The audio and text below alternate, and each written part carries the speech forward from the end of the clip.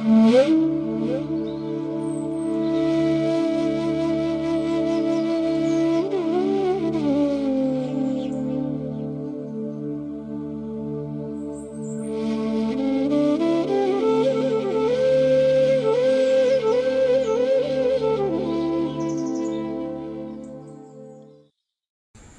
নিরঞ্জনং নিত্যমনন্তরূপম ভক্তানুকম্পাধৃতবিগ্রহং বৈ ঈশাবতারং পরমেশমিড্যং তং রামকৃষ্ণং শিরসা নমামি। নমস্কার। শ্রী শ্রী ঠাকুর, শ্রী শ্রী মা এবং স্বামীজি মহারাজের রাতুল চরণে ভুলুণ্ঠিত প্রণাম জানাই। প্রাণারাম বাংলা ইউটিউব চ্যানেলে সম্প্রচারিত সৎকথায় প্রতিদিনের মনন এই ধারাবাহিক অনুধ্যানে আমরা আজকে একটু ধ্যানের কথা স্মরণ মনন করব। আমরা প্রত্যেকেই জানি যে বহু মনীষী একটি কথা বলে গেছেন যে দৈনন্দিন জীবনে ধ্যানের মূল্য রয়েছে। যোগীরা বলেন যে ধ্যানের দ্বারা ঈশ্বর দর্শন হয় এবং এর ফলে শরীর সম্পূর্ণ বিশ্রাম পায় আর মন আনন্দে ভরপুর হয়ে যায়। এবং এই ধ্যানের ফলে কেবল যে মনের শান্তি হয় তা নয়, শরীরেরও উন্নতি হয়। উপনিষদে সেই জন্য ধ্যানের কথা রয়েছে। প্রাচীন মুনি ঋষিরা ধ্যানের শিক্ষা দিয়েছেন। এবং মনে রাখতে হয় যে এই আত্মদর্শন যেটা মানব জীবনের উদ্দেশ্য, সেই আত্মাই যে প্রকৃত স্বরূপ, আত্মাই যে মানুষের ইষ্ট, আত্মাই যে আমাদের সবচেয়ে প্রিয়, সেটাই ধ্যানের দ্বারা কিন্তু উপলব্ধি করা যায়। সেজন্য ঋষি যাজ্ঞবল্ক্য বারবার বলছেন, আত্মাকে মানুষ দর্শন বা অনুভব করতে পারে শ্রবণ, মনন আর নিদিধ্যাসনের দ্বারা। ছান্দোগ্য উপনিষদে সনত কুমার নারদকে ধ্যানের উপদেশ দিচ্ছেন।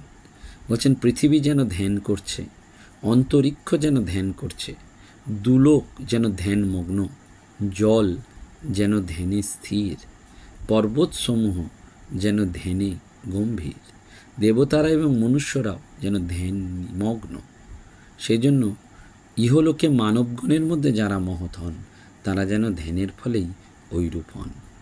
উপনিষদ, গীতা, ভাগবত সমস্ত গ্রন্থে ধ্যান বিষয়ে নানান উপদেশ রয়েছে। মানব মনের চঞ্চলতা অতীতেও ছিল, বর্তমানেও আছে, ভবিষ্যতেও থাকে। এবং এই চঞ্চলতার জন্য কিন্তু মানুষের সুখ শান্তি নেই।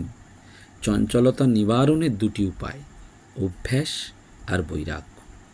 সেই অতীতে শ্রীকৃষ্ণ গীতামুখে যা বলেছিলেন, ভাগবতে উদ্ধবকে ধ্যানের যে উপদেশ দিয়েছিলেন, পরবর্তীকালে আমরা দেখতে পাই প্রায় 3000 বছর পর ঠাকুরও তার শিষ্য ভক্তদের সেই ধ্যানের উপদেশই দিয়েছেন।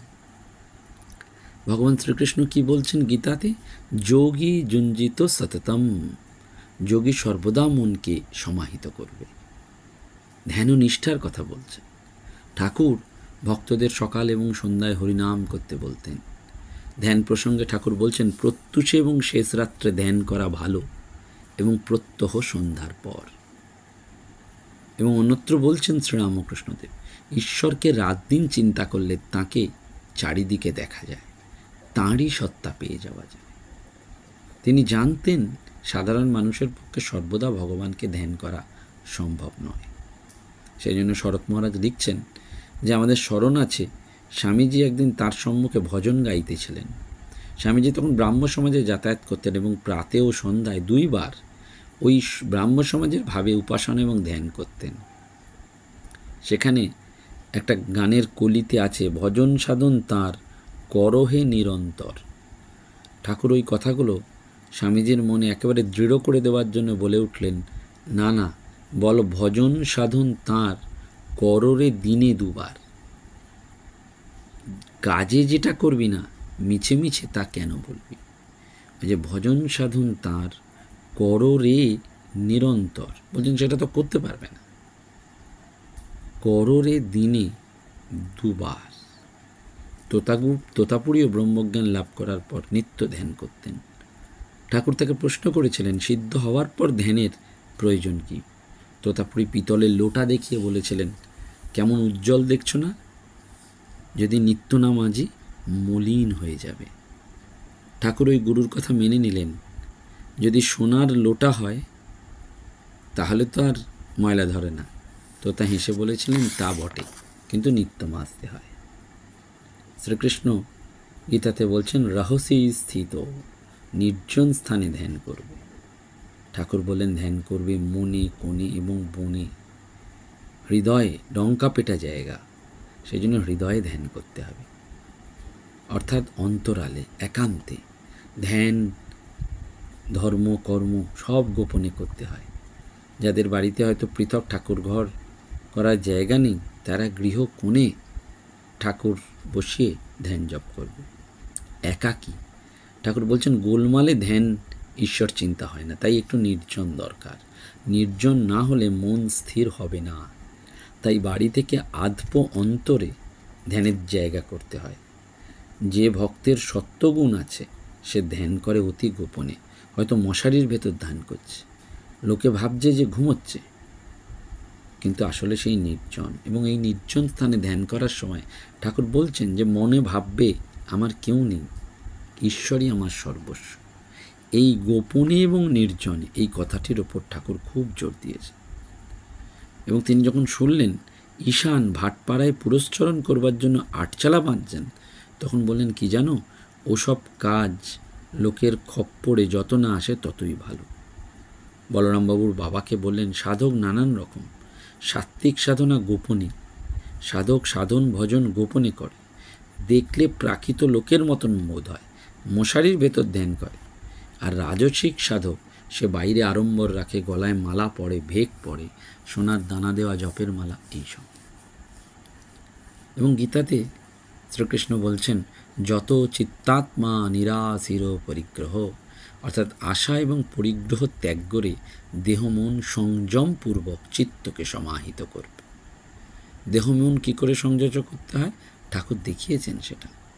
নাট মন্দিরে ছাদের আলসে সেই যে ধ্যানস্থ ভৈরব মূর্তি আছে, ধ্যান করতে যাওয়ার সময় ঠাকুর বলছেন যে তাকে দেখিয়ে মনকে বলতাম ঐরম স্থির নিস্পন্দভাবে বসিয়া মার পাদপদ্ম চিন্তা করতে হবে। এবং ধ্যান করতে করতে ঠাকুর শুনতে পেতেন শরীর প্রত্যঙ্গের গ্রন্থি সকলে পায়ের দিক থেকে উপরে একটা খটখট শব্দ হচ্ছে। ঠাকুরের এই ধ্যানের বর্ণনা তুলনাহীন, একেবারে যেন গ্রন্থিগুলো খুলে যাচ্ছে। আমরা ধ্যানে হাঁটু কোমর ব্যথায় নড়াচড়া করি, আর ঠাকুর অন্যরকম। এবং আশা আকাঙ্ক্ষা মনে থাকলে ধ্যান হয় না। একদিন সন্ধ্যায় লাটু মহারাজ মন্দিরে ধ্যান করতে বসেছেন, একটু পরেই ঠাকুরের কাছে ফিরে এলেন। ঠাকুর কারণ জিজ্ঞাসা করলে লাটু মহারাজ বললেন আজ মন্দিরে যাওয়ার আগে মনে হয়েছিল মা যদি বর দিতে আসেন তাহলে হামনে কি চাইব। ঠাকুর শুনে বললেন ওই হয়েছে রে, কামনা আশ্রয় করলে কখনই কি জপে মন বসে, ওসব করবিনি। ধ্যানে বসে বর চাইতে নেই। একান্তই যদি মা তোকে কোনো বর নিতে বলেন তাহলে তুই বলবি মা আমায় শুদ্ধা ভক্তি দাও, আমি ধন জন দেহ সুখ এসব কিছুই চাই না, শুধু এই চাই যেন তোমার পাদপদ্মে শুদ্ধা ভক্তি হয়। এবং শরীর যাত্রার উপযোগী অন্ন বস্ত্র ছাড়া আর সব বস্তুর অগ্রহণের নামই হচ্ছে অপরিগ্রহ। অনেক সম্পত্তি, অর্থ এবং ভোগ্য বস্তুর অধিকারী হলে মন তাতেই ছড়িয়ে থাকে, ভগবানে মন যায় না। সেই জন্য ত্যাগীর গভীর ধ্যান একমাত্র সম্ভব। গীতাতে বলছে পবিত্র স্থানে যোগী প্রথমে কুশ, তারপরে মৃগচর্ম বস্ত্র দিয়ে আসন স্থাপন করবে, অর্থাৎ ধ্যানের জায়গাটা পরিষ্কার। ধূপ দ্বীপ জেলে ভক্ত ইষ্টের সামনে বসে ধ্যান করবে। ঠাকুর বলছেন সেই জন্য শিষ্যদের যে তবে তোমার যেখানে অভিরুচি ধ্যান করতে পারো, সব স্থানই তো ব্রহ্মময়, কোথায় তিনি নাই। যখন বলির কাছে তিনি 3 পা দিয়ে স্বর্গ মর্ত্য পাতাল ডেকে ফেললেন, তখন কি কোনো স্থান বাকি ছিল? গঙ্গা তীরও যেমন পবিত্র, আবার যেখানে খারাপ মাটি আছে সেও পবিত্র। সেই জন্য কৃষ্ণ যেমন কুশাসনের ওপর চর্ম এবং বস্ত্র রেখে ধ্যানের আসন করতে বলেছেন, ঠাকুরও শ্রীশ্রীমাকে ষোড়শী পুজোর সময় কাঠের পিঁড়িতে বসিয়ে নিজে কিভাবে বসেছিলেন জানা নেই, হয়তো কুশাসনের ওপর কম্বলা আসনে বসেছিলেন। সময় একেবারে মেরুদণ্ড গ্রীবা মস্তক সব সোজাভাবে বসে। রাজা মহারাজ বলছেন ঠাকুর বরাবর সিদ্ধারা সোজা করে বসতেন। অখণ্ডানন্দজি লিখেছেন আমি পঞ্চবটিতে গেলাম, ঠাকুর পঞ্চবটির পূর্ব দিক থেকে পূর্বাশ্রয়ে ধ্যান করতে বললেন, বলে চলে গেলেন। খানিক পরে তিনি আমার কাছে এসে আমাকে ধরে একটু সোজা করে বসিয়ে দিয়ে বললেন, একটু বেঁকে যাস, অর্থাৎ ধ্যানে বসার নির্দেশটি যেন দিচ্ছেন। এবং যোগী আসনে বসে বাহ্য এবং অন্তর ইন্দ্রিয়ের সমস্ত কাজকে চিত্তশুদ্ধির দ্বারা একাগ্র মনে নিবিষ্ট করে যোগাভ্যাস করবেন। ঠাকুর নিজের অনুভূতি দিয়ে ধ্যান শিক্ষা দিচ্ছেন। ধ্যানের অবস্থা কীরকম জানো? মনটি হয়ে যায় তৈলধারার ন্যায়, এক চিন্তা ঈশ্বরের, অন্য কোনো চিন্তা তার ভেতর আসবে না। ধ্যান এমন করবে একেবারে তন্ময়, ডাইলিউট হয়ে যাবে, যে যখন ঠিক ধ্যান হয় পাখিরা তার গায়ে বসে, কিন্তু সে টের পায় না। এই অর্থাৎ মনের আবর্জনাকে একেবারে ধুয়ে মুছে সাফ করে ইষ্টকে বসানো, সেই জন্য ওই একেবারে। এবং ঠাকুর নিজেও বলছেন নিরাকার ধ্যান, সাকার ধ্যান। নিরাকার ধ্যান বড় কঠিন, সেই ধ্যানে যা কিছু দেখছো সব লীন হয়ে যাবে, কেবল স্বরূপ চিন্তা। সেই স্বরূপ চিন্তা করেই শিব নাচেন। আমি কি আমি কি এই বলে নাচেন, একে বলে শিবযোগ।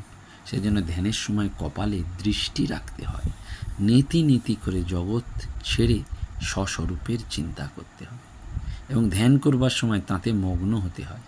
একজন ব্যাদ পাখি মারবার জন্য ত্যাগ করছে, এমন সময় সেখান দিয়ে ঢাক ঢোল বাজাতে বাজাতে কত রোশনাই করে বরযাত্রী সব চলে গেল, কিন্তু তার কোনো হুঁশ নেই। ঠিক সেই রকম। সেই জন্য ঠাকুর গীতাকে সর্বশাস্ত্রের সার বলতেন। আহার বিহার, কারণ এই ধ্যান করতে গেলেও কিন্তু এই আহারের একটা ভূমিকা রয়েছে। পরিমিত আহার এবং যিনি বিহার করবেন তার ধ্যান সংসার দুঃখের নাশক হয়। মাস্টারমশাইকে সেই জন্য বলছেন সাত্ত্বিক আহার করা ভালো, ওই যে যুক্তাহার, এবং সেই আহারের হিতভোগ, মিতভোগ, ঋতভোগ। এটি ঠাকুর বলছেন শ্রীমকে ভাতের সঙ্গে একটু ঘি মেখে খাবে, আর শেষে একটু দুধ খেতে বলছেন। আহার সংযমের সাথে নিদ্রা সংযমের কথাও ঠাকুর বলছেন। লাটু মহারাজ কুস্তি করতেন, সন্ধ্যাবেলায় ঘুমিয়ে পড়তেন। ঠাকুর বলছেন, হ্যাঁ রে, এখনই যদি ঘুমোবি তো জপ ধ্যান করবি কখন? রাত 9টা বাজেনি, এর মধ্যেই ঘুমোচ্ছিস? কোথায় তুই রাতভর ধ্যান করবি? এই সেই জন্য লাটু মহারাজ বলছেন না, জাগে যোগে জেগে থাকবি, ঘুমের কালে তাকে ডাকবি, কাজের মাঝে তাকে ধরবি, আর হরদম তার সেবায় লাগবি। ছোট্ট কথা, কিন্তু এই সেজন্য মহাপুরুষ মহারাজ বলছেন, ঠাকুর যখন দক্ষিণেশ্বরে থাকতাম ঠাকুরের ঘরে, ওই মেঝেতে বড় মশারির ভেতর শীতকালে সকলে শুতাম। শোবার সময় ঠাকুর এসে দেখাতেন কেমন করে শুতে হয়। চিত হয়ে শুয়ে বুকের ওপর মা কালী দাঁড়িয়ে আছেন, এই ভেবে মায়ের ধ্যান করতে করতে ঘুমোলে সুস্বপ্ন হয়। এরকম সব চিন্তা করতে হয়। ঠাকুর অলসতা পছন্দ করতেন না। ধ্যান জপ ছাড়া শিষ্যদের সব সময় কোনো না কোনো কাজে তিনি নিযুক্ত রাখতেন, এবং ধ্যানের দ্বারা সেই একাগ্রতা। সেই জন্য বলছেন, আত্মাতে মনকে যদি বিলীন করে দেওয়া যায় তাহলে অন্য কোনো চিন্তা আসবে না। গীতাতেও শ্রীকৃষ্ণ বলছেন, ভাগবতেও উদ্ধবকে ধ্যানের সেই শিক্ষা দিয়েছেন। ঠাকুর সেই জন্য বললেন, নিরাকারের ধ্যান বড় কঠিন। এই ধ্যানে যা কিছু দেখছো সব লীন হয়ে যাবে। তাকে দর্শন হলে মানুষ আনন্দে বিহ্বল হয়ে যায়।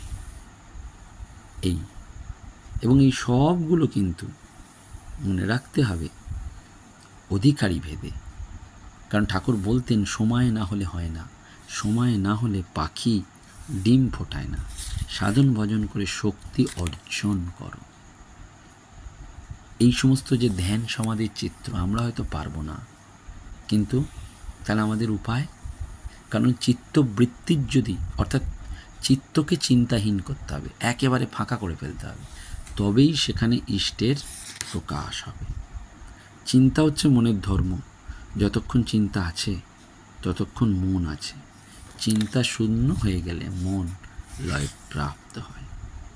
সেই জন্য ওই তাকে ধ্যান করতে হলে একেবারে উপাধি শূন্য হয়ে তাকে ধ্যান করা। তিনি বাক্যমনের অতীত, এটি ভাবতে হবে। আমরা তো এত কিছু পারবো না, তাহলে আমাদের উপায় কি? ওই গীতাতেও আছে, যে আমাকে নিরন্তর স্মরণ করে আমি তার কাছে সহজলভ্য। দ্বাদশ অধ্যায় বলছে, আমাকে মন বুদ্ধি অর্পণ করো, তাহলেই আমাকে স্থিতি লাভ করবে। ঠাকুর সেটাই বারবার বলছে। যে যার চিন্তা করে সে তার সত্তা পায়। এইটি সেজন্য সকলকে বলছেন, দেখো ধ্যান করতে বসবার আগে একবার নিজেকে দেখিয়ে বলছেন একে ভেবে নিবি। কেন না, এখানকার ওপর তোদের বিশ্বাস আছে কিনা, একে ভাবলেই তার কথা মনে পড়ে যাবে। মন নানান জায়গায় ছড়িয়ে থাকে কিনা, একে ভাবলেই মনটা এক জায়গায় গুটিয়ে আসবে, আর সেই মনে ঈশ্বরকে চিন্তা করলে তাতে ঠিক ঠিক ধ্যান লাগবে। এই জন্যেই বলছি, অর্থাৎ এইভাবে এই ধ্যান তত্ত্বে শ্রীরামকৃষ্ণ, অর্থাৎ ধ্যান কেবলমাত্র যোগীদের জন্য নয়, সাধারণ মানুষও ধ্যানকে কর্মজীবনে প্রয়োগ করতে পারে। বৈজ্ঞানিক তারাও ধ্যানকে গবেষণার কাজে লাগাতে পারে। এবং মনে রাখতে হবে, এই ধ্যান বা মনের একাগ্রতা ছাড়া আমরা কোনো কাজেই সাফল্য অর্জন করতে পারি না। সেই জন্য আমাদের দৈনন্দিন জীবনে ধ্যানের মূল্য রয়েছে, প্রয়োজনীয়তা রয়েছে। প্রাচীনকালেও সেই ধ্যানের দ্বারাই তারা জীবনের লক্ষ্যে পৌঁছানোর জন্য মুনি ঋষিরা বলতেন। আমরা সেই জন্য আজকে যে চারিদিকে এত দেখি Zen meditation, Vipassana meditation, transcendental meditation, সব কিছুর ক্ষেত্রে মূল কথাটি আসল মনটিকে কন্ট্রোল করা। মনটাতেই ব্যাধি, মনটাতেই চঞ্চলতা। সেই মনের ব্যাধি দূর করার জন্য এই ধ্যানের বিকল্প আর অন্য কিছু নেই। নমস্কার, ধন্যবাদ। প্রাণারাম প্রাণারাম প্রাণারাম প্রাণারাম প্রাণারাম প্রাণারাম। কি যেন লুকানো নামে তাই মিষ্ট এত তব নাম। প্রাণারাম প্রাণারাম প্রাণারাম প্রাণারাম প্রাণারাম।